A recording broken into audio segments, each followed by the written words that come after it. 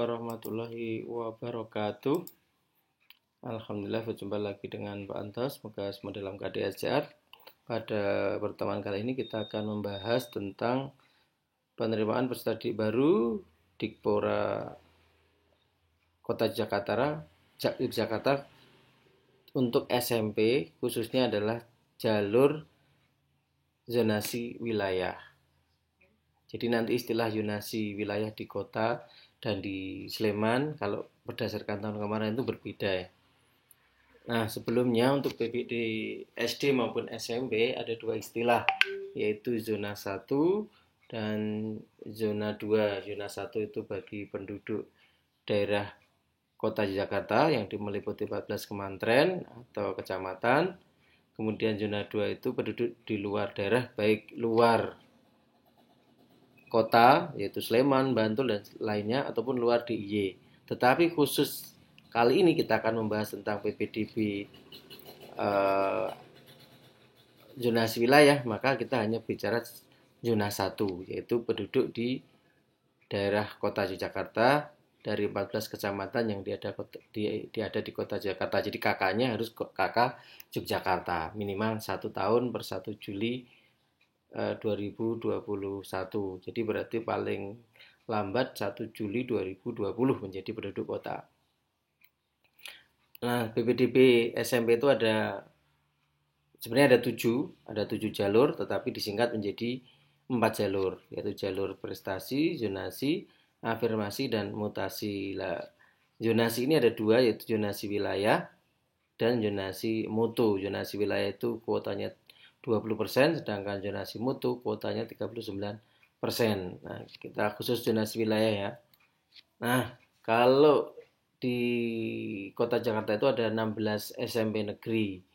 Untuk zonasi wilayah kuotanya 20%, maka ini jumlahnya siswa yang diterima per SMP bisa dicek di sini ya. Kemudian bagaimana proses pendaftarannya untuk zonasi wilayah? Jadi syaratnya 1 harus penduduk daerah. Jadi KK kota minimal 1 tahun. Jadi minimal 1 tahun berarti paling lambat 1 Juli 2020 itu sudah jadi penduduk kota. Kemudian telah lulus SD, MI atau paket A. Kemudian berusia paling tinggi 15 tahun pada tanggal 1 Juli 2021 dan merupakan lulusan tahun ajaran kemarin 2019-2020 atau tahun ajaran sekarang 2020-2021. Kemudian alur pendaftarannya.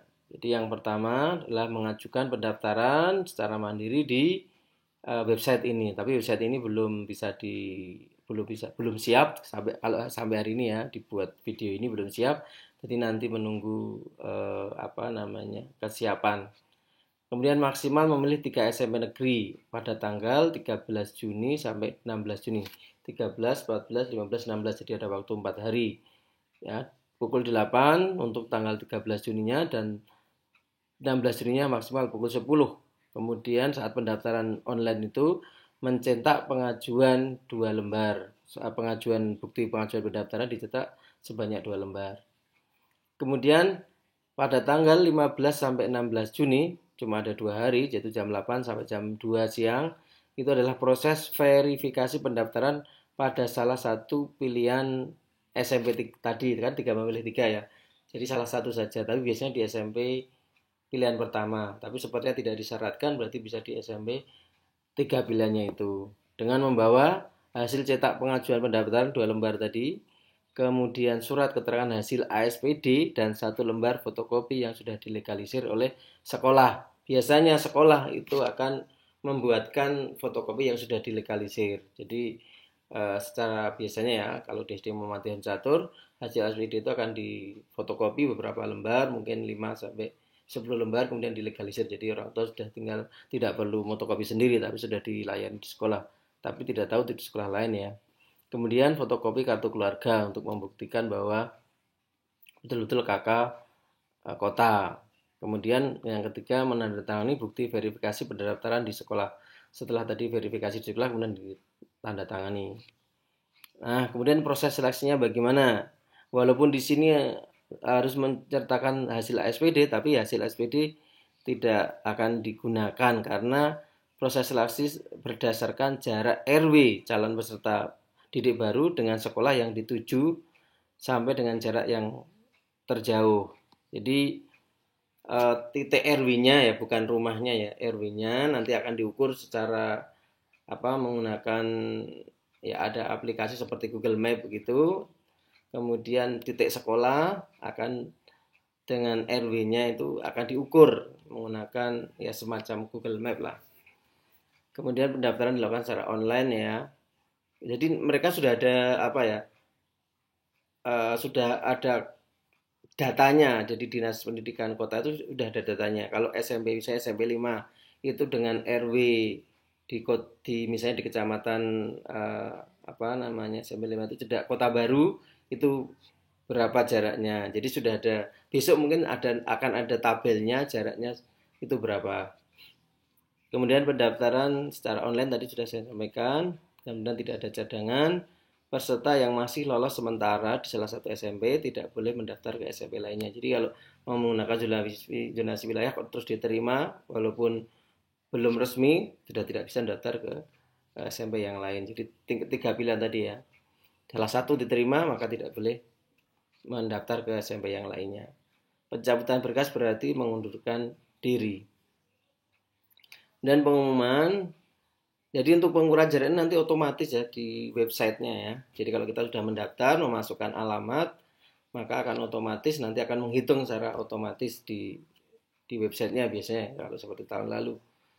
Kemudian nanti akan menggeser-geser jaraknya berapa akan otomatis. Kemudian yang dekat akan semakin dekat RW-nya dengan sekolah maka nilainya akan tinggi atau di atas. Semakin jauh dari RW-nya sekolahnya maka akan semakin turun posisinya anak itu. Kemudian akan diumumkan secara online di laman PPDB Kota pada tanggal 17 Juni jam 10. Kemudian harus segera daftar ulang hari itu juga jam 10 sampai tanggal 18 Juni pukul 2. Kalau tidak mendaftar ulang berarti mengundurkan diri. Begitu untuk zonasi wilayah. Jadi sekali lagi zonasi wilayah ini tidak menggunakan wilayah SPD tapi menggunakan jarak RW ke sekolah yang dituju. Ya, kalau ada 3 pilihan ya bisa jarak yang paling dekat, kemudian yang agak jauh dan yang paling jauh. Begitu. Jadi seleksinya menggunakan jarak. Kalau jaraknya dekat maka poinnya besar. Semakin jauh jaraknya poinnya semakin kecil. Gitu ya. Kalau di Sleman ini namanya zonasi radius. Nah, kalau di Sleman radius rumah dari sekolah saya dibatasi 300 meter, 600 meter. Kalau di Bandel 500 meter kalau tidak salah. Jadi setiap kabupaten kota berbeda istilah dan ketentuannya. Begitu penjelasan tentang jalur zonasi wilayah PPDB SMP Kota Yogyakarta tahun 2021. Semoga bermanfaat. Assalamualaikum warahmatullahi wabarakatuh.